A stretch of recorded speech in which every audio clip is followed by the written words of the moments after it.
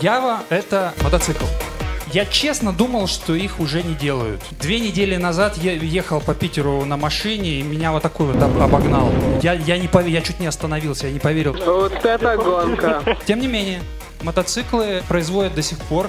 Типичной особенностью этого мотоцикла была в том, что вот эта вот штука, кикстартер, она была совмещена с переключением передач. Ни у какого другого мотоцикла я больше такого не видел. То есть ты его заводишь, перекидываешь рычажок и поехал.